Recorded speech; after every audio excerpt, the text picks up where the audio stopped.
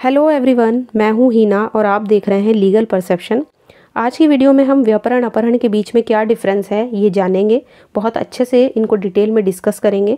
वैसे दोनों टॉपिक को हम अपनी पिछली वीडियो में बहुत डिटेल में डिस्कस कर चुके हैं। केस लॉज भी कई सारे मैंने आपको बताए थे उस वीडियो में। अगर आपने वीडियो नहीं देखा है तो आप जाकर वहाँ पे देख सकते हैं चैनल पे कि व्यापरण अपहरण को हमने कितना अच्छे से डिस्कस किया है, क्या क्या पनिशमेंट है वो भी हमने किया था। और उस वीडियो में हमने सेक्शन 359 से लेके और 369 तक के जो सारे सेक्शंस थे जो हमें व्यापरण अपहरण से ही सारे रिलेटेड थे वो सब हमने डिस्कस किए हैं। आज की वीडियो में हम दोनों के बीच में डिफरेंस जो है वो डिस्कस करेंगे। आज के लेक्चर का अगर आप PDF लेना चाहते हैं तो आप फ्री में टेलीग्राम से ले सकते हैं, जिसका लिंक आपको डिस्क्रिप्शन में मिल जाएगा।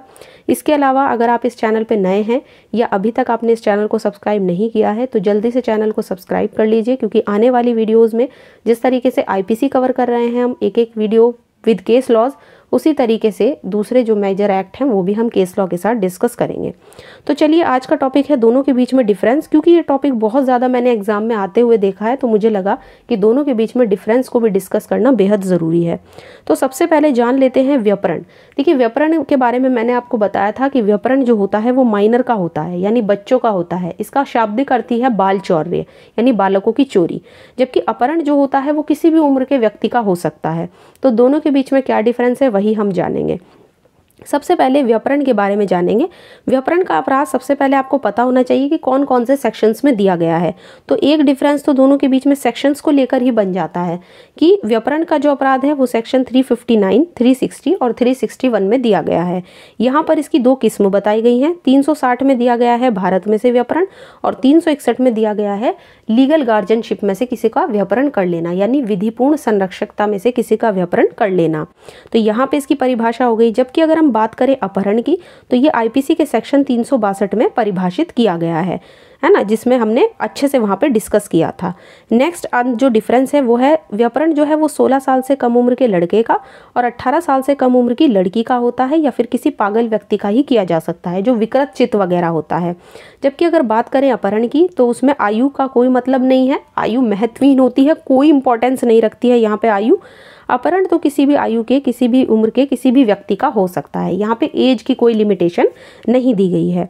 नेक्स्ट आता है व्यापरण में संरक्षक का बहुत बड़ा रोल होता है। जो गार्जियन होता है, जो बच्चे पर गार्जियनशिप रखता है, उसका बहुत ज़्यादा इंपॉर्टेंस होती है व्यापरण के अपराध में, क्योंकि कानूनी संरक्षण में से ही व्यापरण होता है ना। 361 में हमने पढ़ा कि इसके लिए पहले से एक अलग सेक्शन मौजूद है IPC में 361, जो हमें कानूनी संरक्षण से किए गए व्यापरण के बारे में बताता है। जबकि अगर बात की जाए अपहरण की तो इसमें अपराध के संरक्षक का होना ज़रूरी नहीं है। अपहरण पूरी तरह से उस व्यक्ति से संबंधित होता है जिसका किया जाता है। यहाँ पे गार्जियन कोई मेन इंपॉर्टेंट रोल प्ले नहीं करता है। इसके बाद आता है फोर्थ पॉइंट, व्यापरण के अपराध में बल या प्रवंचनापूर्ण साधनों का उपयोग नहीं होता। अब जब हमने अपहरण की डेफिनेशन पढ़ी थी तो हमने देखा था कि उसमें बल का, यानी कि फोर्स का, और छल का, चीटिंग का, दोनों का बहुत बड़ा रोल होता है। जबकि अगर बात करें व्यापरण की तो यहाँ पे प्रवंचनापूर्ण साधनों का और बल का कोई मेजर रोल नहीं होता है। नेक्स्ट आता है हमारे सामने पांचवा अंतर। ये बताता है कि व्यापरण के अपराध के लिए प्रभावित व्यक्ति की सहमति महत्वहीन होती है, यानी उसकी जो कंसेंट होती है, जिस व्यक्ति का व्यापरण किया जा रहा है उसकी कंसेंट कोई इंपॉर्टेंट रोल प्ले नहीं करती है। क्योंकि हमने पढ़ा है कि 16 साल से कम का लड़का और 18 साल से कम की लड़की या फिर किसी पागल व्यक्ति का ही व्यापरण यहाँ पे दिया गया है, तो ये कंसेंट देने के लिए असमर्थ माने जाते हैं। जबकि अगर बात करें अपहरण की तो अपहरण के अपराध में यदि ले जाए जाने वाले व्यक्ति की सहमति है, मान लीजिए जिसका अपहरण किया जा रहा है, अगर उसकी कंसेंट है, उसकी सहमति से उसका अपहरण हो रहा है, तो फिर यहाँ पे अपराध नहीं माना जाएगा, अपहरण के अपराध की श्रेणी में वो नहीं आएगा। नेक्स्ट आता है पॉइंट 6।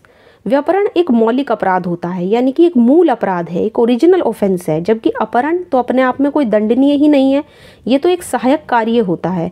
लेकिन धारा 364 से लेके 369 तक में जो भी प्रोविजंस दिए गए हैं, जो भी प्रावधान दिए गए हैं, उसमें दिए गए उद्देश्यों में से किसी उद्देश्य से ही वो किया जाता है तो वो आपराधिक बन जाता है। तो आमतौर पर जो अगर आप अपहरण का अपराध देखें वो एक सहायक कार्य होता है, कोई क्रिमिनल एक्ट नहीं माना जाता। बट अगर बात करें IPC के सेक्शन 364 से 369 की, अगर उनमें से किसी भी एक पर्पज़ के लिए किया जा रहा है अपहरण, तो यहाँ पे वो आपराधिक या क्रिमिनल माना जाएगा।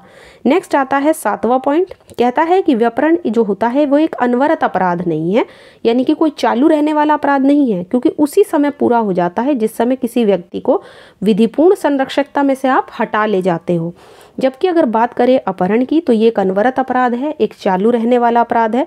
जब तक लगातार चालू रहता है तब तक किसी व्यक्ति को एक स्थान से आप दूसरे स्थान पर ले जाया जाता है। तो बेसिकली दोनों में यही सबसे बड़ा डिफरेंस है, और इस पर मैंने आपको केस लॉ भी बताया था उस वीडियो में, व्यापरण और अपहरण में, कि एक अनवरत अपराध है या चालू रहने वाला अपराध क्यों कहा गया है। नेक्स्ट आता है अगला जो डिफरेंस है वो है आईपीसी के सेक्शन में व्यापरण दो प्रकार से दिया गया है। सेक्शन 360 जो हमें भारत में से व्यापरण बताता है, और सेक्शन 361 जो हमें बताता है विधिपूर्ण संरक्षकता में से व्यापरण के बारे में। जबकि अगर बात करें अपहरण की, तो इसमें एक ही प्रकार का दिया गया है, कोई सेकंड जो टाइप है वो इसका नहीं दिया गया है। तो आई होप आज की वीडियो में दोनों के बीच में मैंने जो भी आपको डिफरेंसेस बताए हैं वो सब आपको क्लियर हो गए होंगे। आज की छोटी सी वीडियो में मैंने वही जो भी मेन पॉइंट्स थे वो सब डिस्कस करने की कोशिश की है। आज की वीडियो आपके लिए काफ़ी हेल्पफुल रहेगी। अब कहीं पर भी कोई भी अंतर, कोई भी डिफरेंस आपके सामने आ जाए व्यापरण और अपहरण में से, आप इजीली अपना आंसर लिख सकते हो, इतना मैं दावे के साथ कह सकती हूँ। तो आज का वीडियो अगर पसंद आया है तो वीडियो को लाइक कर दीजिए, ज़्यादा से ज़्यादा शेयर कीजिए जितना हो सके। और अगर आप इस चैनल पर नए हैं या चैनल को आपने अभी तक सब्सक्राइब नहीं किया है तो जल्दी से चैनल को सब्सक्राइब कर लीजिए, क्योंकि आने वाली वीडियोज़ में आईपीसी की तरह ही दूसरे मेजर लॉज भी इसी तरीके से 1 बाय 1 करके हम डिस्कस करेंगे।